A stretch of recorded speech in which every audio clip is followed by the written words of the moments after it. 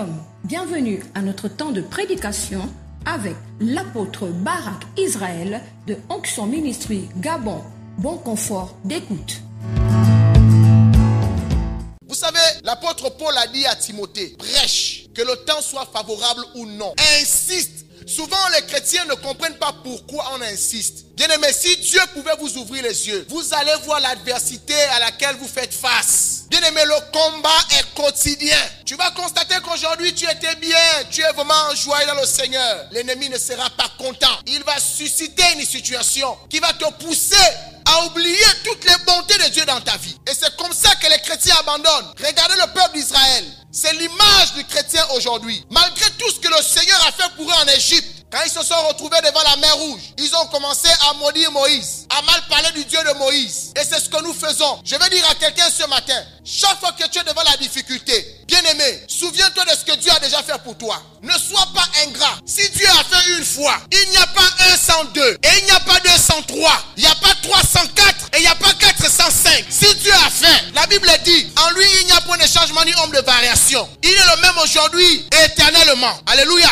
Il fera encore. Dieu fera encore. Bien-aimé, tu ne peux pas voir la gloire de Dieu si tu ne fais pas face à l'adversité. C'est pourquoi quand l'adversité arrive, quand une situation arrive, la Bible dit, compte les bienfaits de Dieu. Ne t'appuie-toi pas sur ce que tu vois, au point où tu décides de vouloir faire demi-tour, de désobéir à Dieu, parce que ta chair t'active. Mais la Bible dit, lève les yeux vers les montagnes, compte les bienfaits de Dieu. Dieu n'a-t-il jamais fait quelque chose de bon dans ta vie? Même pour que tu sois là où tu es, pour que tu sois sauvé, pour recevoir la bonne parole de Dieu, tu n'étais même pas enfant de Dieu. Mais la grâce de Dieu était déjà sur ta vie. De quoi te plains-tu? Bien-aimé, Dieu est bon. Le Père Céleste est bon. Je ne te dis pas que c'est facile. Moi-même qui te parle, je sais que ces choses ne sont pas faciles. Mais s'il faut que tu tiennes, alléluia, il faut que je te booste.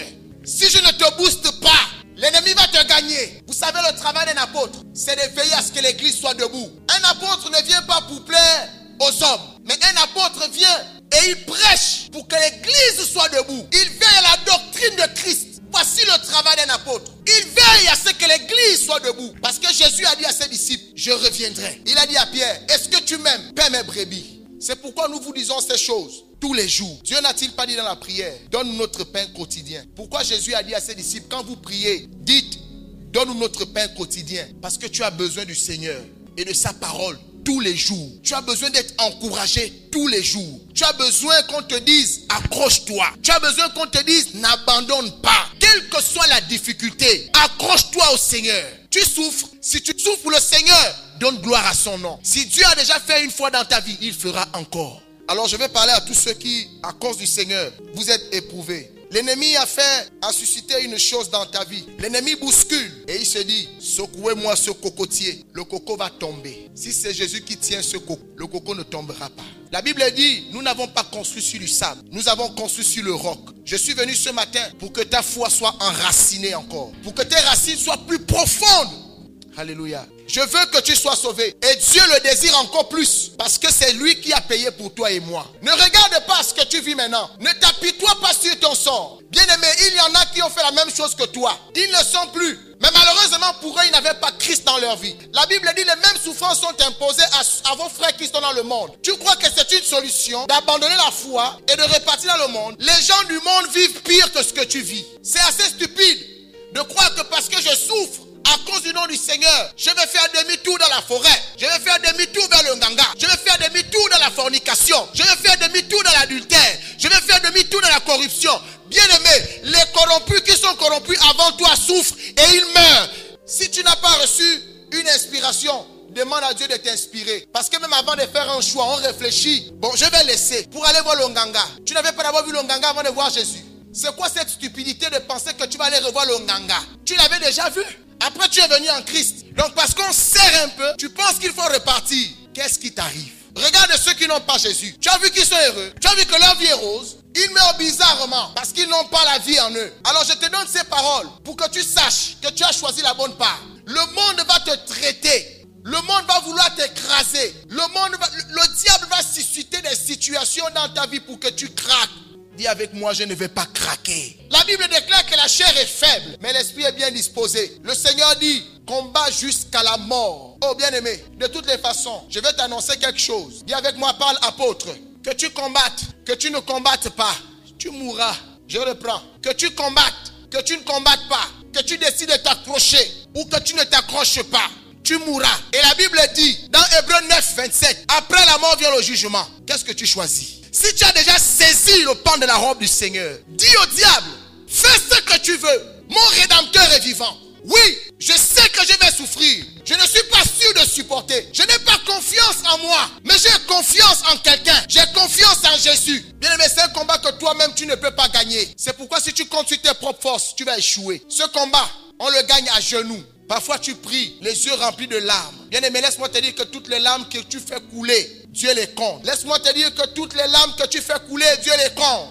Dieu voit. Est-ce que Dieu est aveugle? Non. Ce qu'on te fait subir, bien aimé, c'est le prix à payer pour ta couronne. Tu as choisi la bonne part. Ne fais pas l'erreur d'abandonner Christ pour te tourner vers les choses qui ne peuvent pas te sauver. Tu combats, tu ne combats pas, tu paraîtras devant le grand trône blanc. Mais je te dis ce matin, combat le bon combat de la foi. Même si les temps deviennent difficiles, même si la bête s'est levée et elle commence à séduire toute la terre, à faire en sorte que tous les hommes regardent vers les choses d'en bas, tous les regards vers la convoitise. Toi, laisse ton regard fixé sur le serpent des reins. Que sert-il un homme de gagner le monde et de perdre son âme? Est-ce que tu connais la valeur de ton âme? Est-ce que tu connais la valeur de ton âme? Le monde entier réuni avec toutes ses richesses ne peuvent pas égaler ton âme. Donc quand le diable vient avec les royaumes et les richesses de la terre, dis-lui, ce que tu me présentes là, c'est trop moins cher. Ça n'a aucune valeur par rapport à mon âme. La valeur de ton âme, c'est la vie de Dieu. Si le diable te demande, donne-moi ton âme, dis au diable, donne-moi la vie de Dieu. Il va te dire, je t'offre un poste, je t'élève, je fais de toi une star. Tu dis, non, ça c'est petit. Mon âme coûte la vie de Dieu.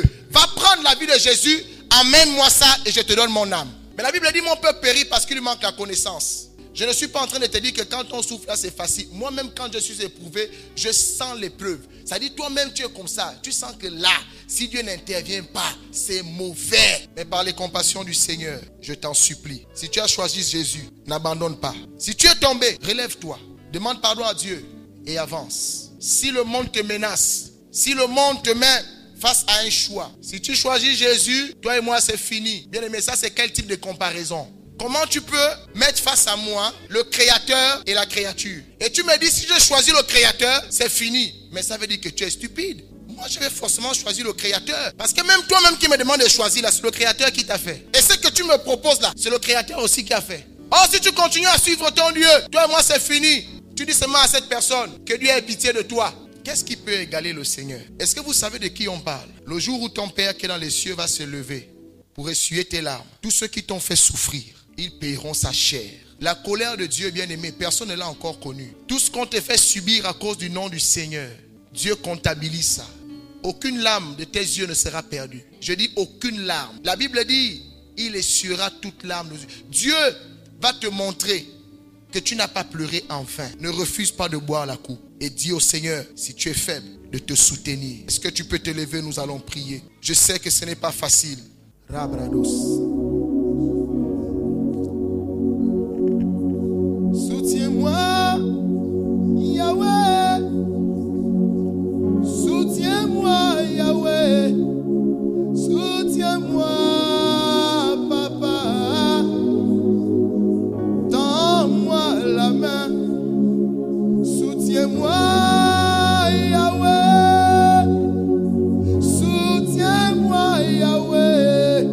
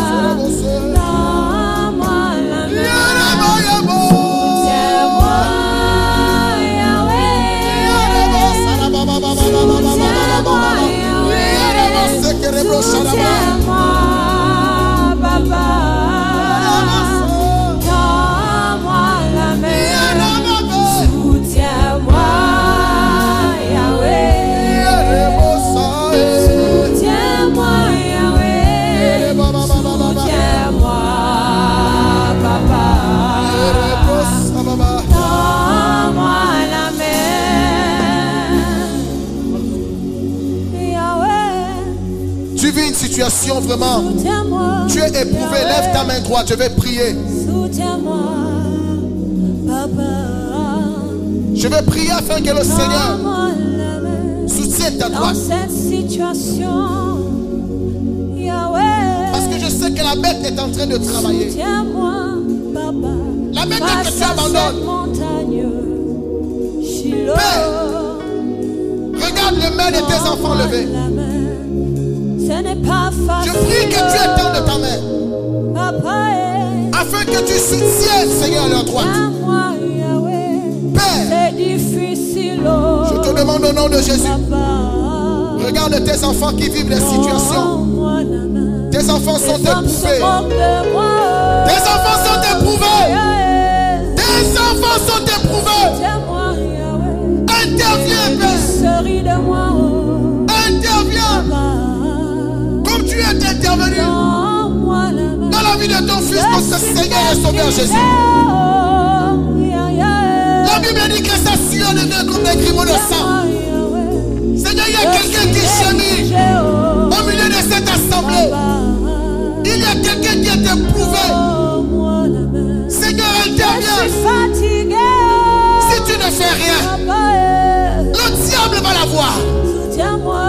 Interviens. Seigneur, interviens. Seigneur, fortifie. Tu as dit dans ta parole Si tu n'agis pas, que c'est dans la faiblesse que tu démontres ta puissance.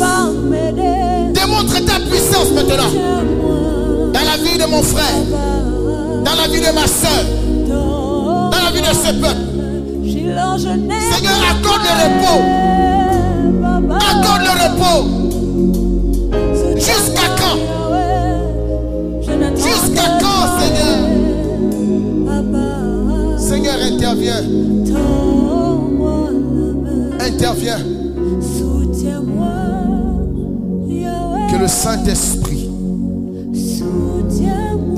commence à visiter vos vies.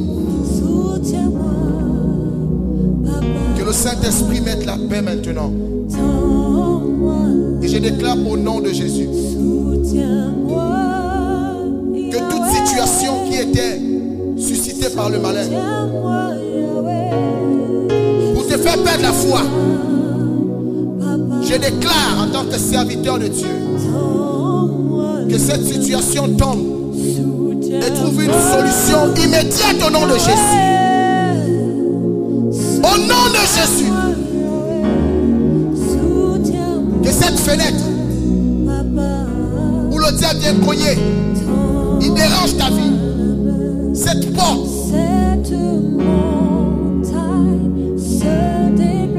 le diable vient cogner à ta porte. Quelle que soit la situation, je déclare au nom de Jésus que le Seigneur l'éloigne maintenant. Je dis que le Seigneur l'éloigne. Que le Seigneur l'éloigne. Que l'Éternel, le Dieu des armées, se lève pour toi.